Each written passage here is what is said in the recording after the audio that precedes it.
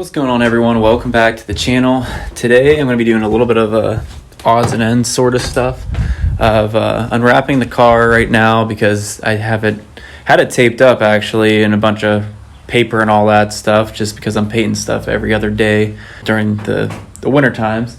So I'm going to unwrap the car, and then I'll be doing like steering linkage. I think I'm going to connect that today, make sure the steering's lined up, show you a quick and dirty way of just doing a toe adjustment just to get you around the block or going to the alignment place, which I still have to figure out where I'm going to take it when the time comes. And also I'm probably going to be installing a couple more of the brake lines across the front of the cross member of the subframe. So let's get started. Oh, and of course mounting up the wheels. So we'll see what the stance looks like finally on this, and see what my original kind of paint scheme of it's a little bit lighter than the normal factory wheels will be, but I think it still looks pretty good, and I'm going to keep it that way unless it bugs me.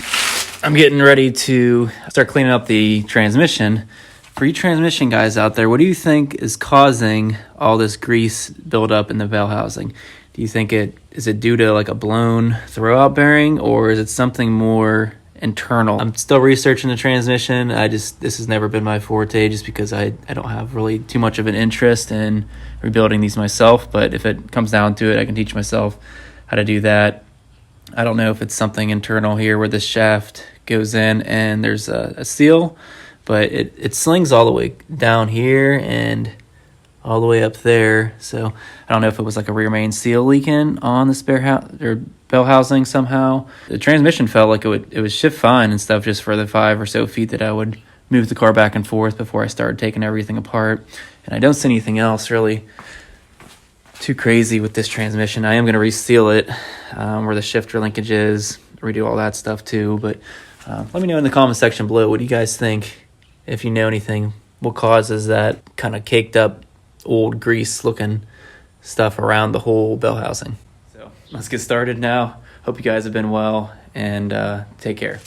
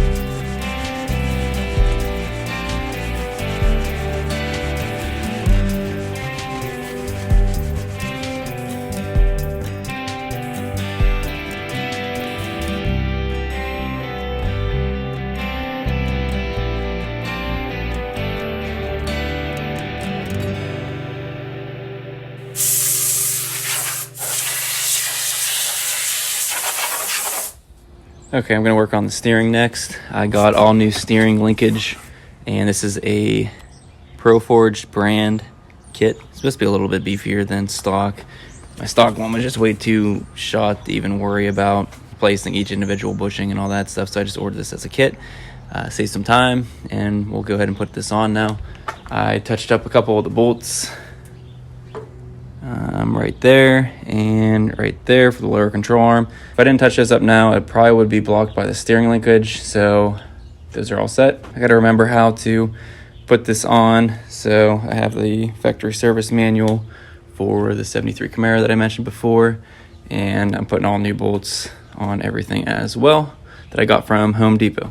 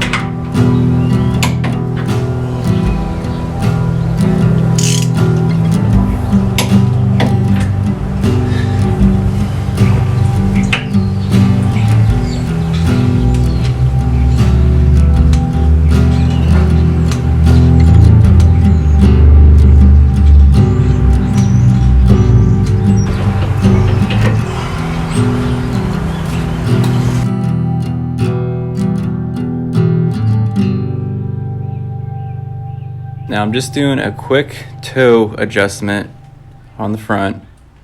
I know the rear, so I just set up 2 points, make sure the car was level, set up 2 jack stands, one in the back, one in the front, tied a string between those two, make sure it's about the same height.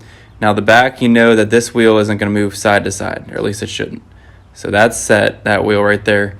So I need to base the front off of the rear. So I just make sure that the string is touching here, right there, and right there, which it is. And then you can see down there, the string has to then touch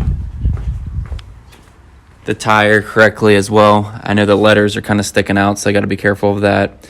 It has to touch here and on the front evenly.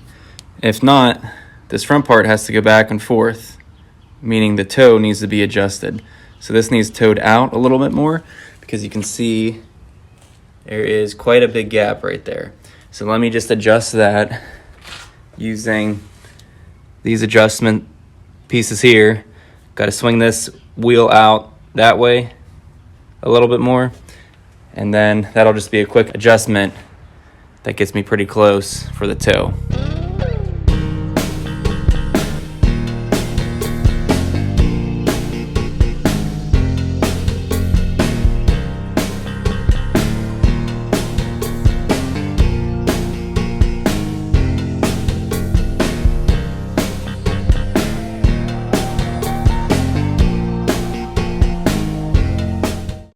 Okay, so this is just about perfect. You can see that it's touching the tire there. String's touching on the front, touching on the back. It's not on the white letters, it's on the flat part. And it's on the flat part. And also make sure that it's on the flat part on the back still.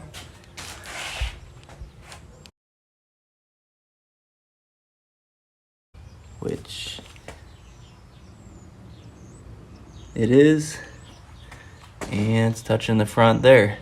So we got our toe set just like that in our garage, and that's definitely pretty close, at least for toe adjustments. So let me do the other side now.